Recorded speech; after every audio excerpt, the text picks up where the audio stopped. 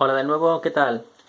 Después de las últimas semanas en las que hemos estado hablando de los cómics de la balda noventera, seguimos con esta en la que no hay una unidad temática, ni argumental, ni editorial. Son cómics, una miscelánea. Y hay de todo, así que vamos a empezar. Voy a sacarlo todo junto para que sea más rápido y más fácil.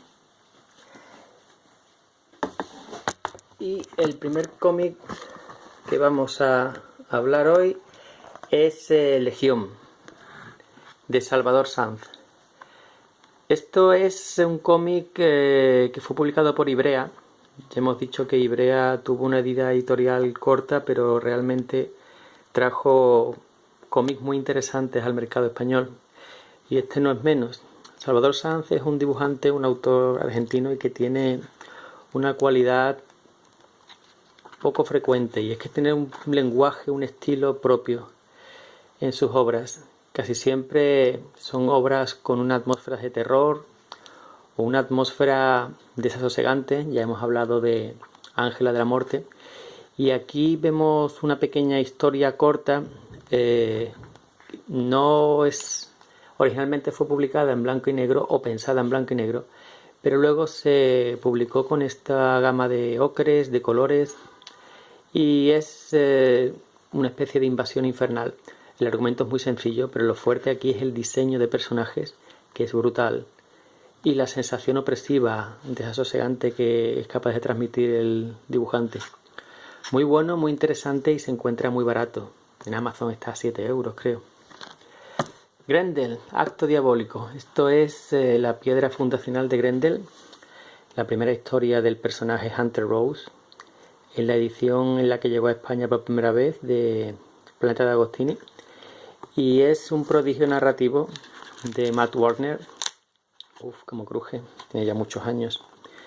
Aquí se nos presenta la historia de Grendel contada en tercera persona, y como os digo, tiene interés porque presenta al personaje, por el argumento, que es muy interesante, por ese personaje que crea Hunter Rose, y por la narrativa, los juegos narrativos, el diseño de página, cómo pone la cámara, esto es una maravilla. Hoy día se puede encontrar en el primer integral de Planeta, pero yo recomiendo siempre buscar este primer tomo porque está muy barato, de segunda mano, de saldo, y es la perfecta piedra de toque para decidir si te merece la pena sumergirte en el universo de Grendel o no. Lo siguiente es la continuación de esa historia. Es una continuación no directa, está contada desde el punto de vista de uno de los protagonistas de la historia anterior, y está guionizada por Diana Schulz y Tim Sale y Teddy Christiansen, dos pedazos de autores, Sale y Christiansen, que aquí dan lo mejor de sí mismos.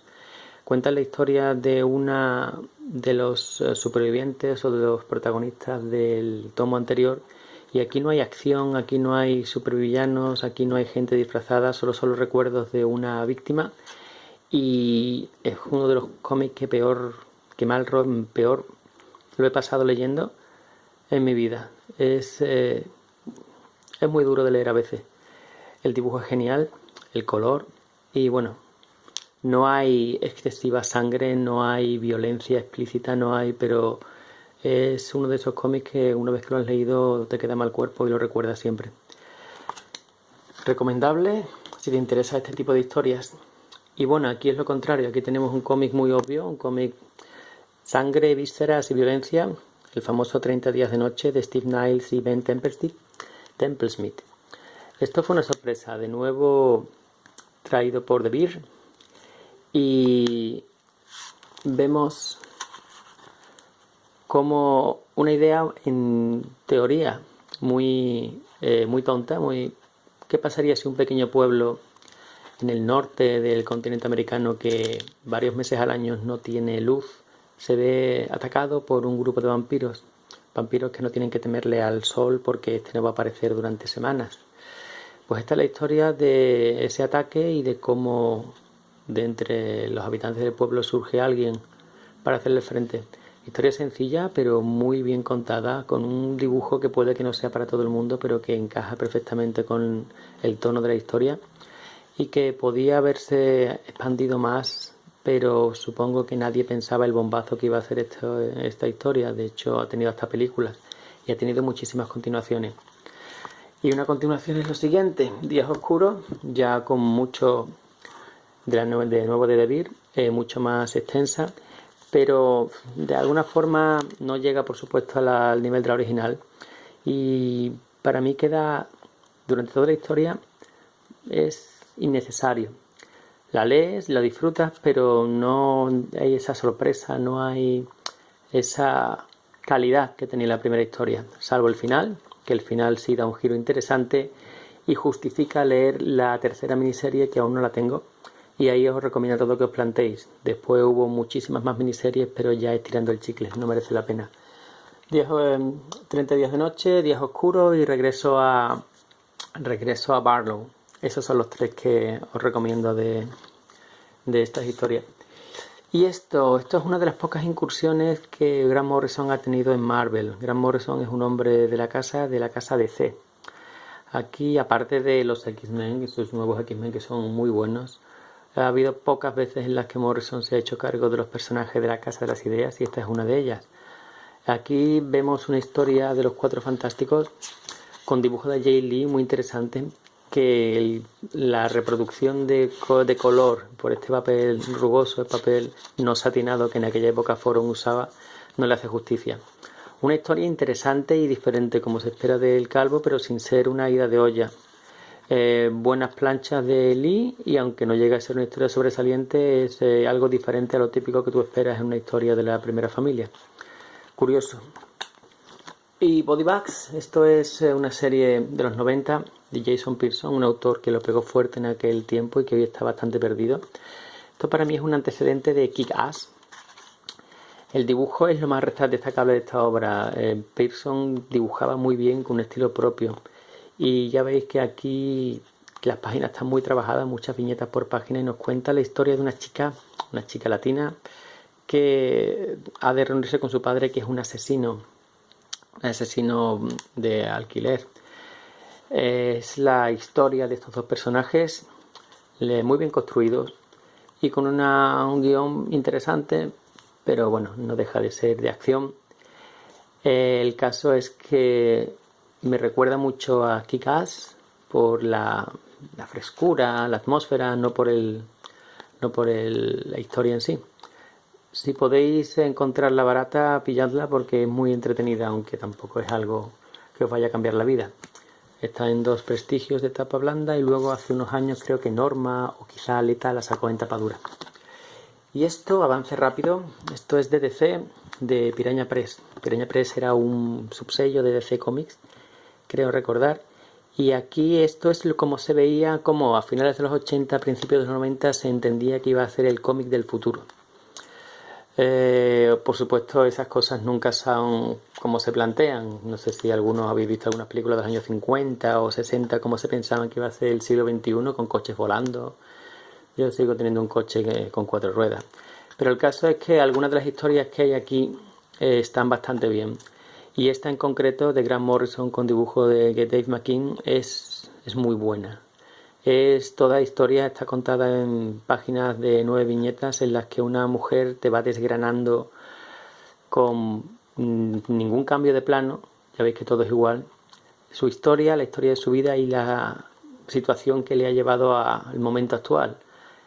Es muy duro. Cuando llegas al final te das cuenta de lo que está hablando.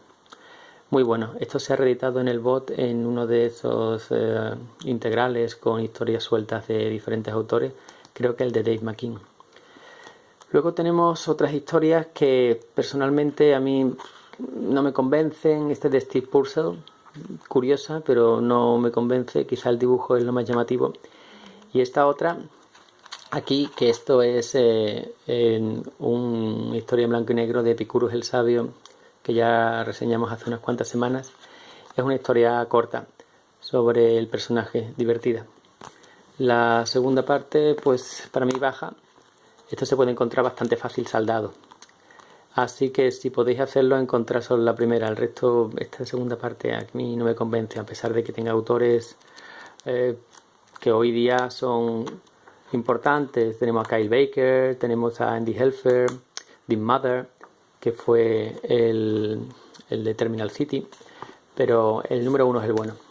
Y esto es una joyita que ya comenté en un vídeo que hice con obras autoconclusivas, un popurrí. Esto es una obra de Warren Ellis, ilustrada por Cliff Nielsen y por otros autores, en los que es el reflejo oscuro de Marvels. Marvels de Ross, pues aquí es exactamente lo mismo, pero contado desde el punto de vista de que todo hubiera salido mal. El mismo periodista investiga los prodigios, pero que en este mundo, en este universo alternativo, lo que sea, los prodigios han salido todos mal y vemos desde los mutantes que están recluidos en campos de concentración, a los Kree que llegan a la Tierra y los meten en campos para que mueran, a Estela Plateada, en fin, todo al contrario, es como un negativo, el negativo de una foto brillante y gloriosa, pues esto es lo contrario. El dibujo es muy bueno y la historia también. Probablemente esto no ha vuelto a ser reeditado desde los tiempos de Forum y probablemente caiga en uno de la colección Marvels que quiere sacar ahora Clemente en Panini. Probablemente caiga en uno de los tomos. En todo caso, muy recomendable. Nada más, la semana que viene continuaremos y ya veis que hay material para rato. Venga, un saludo y hasta la próxima.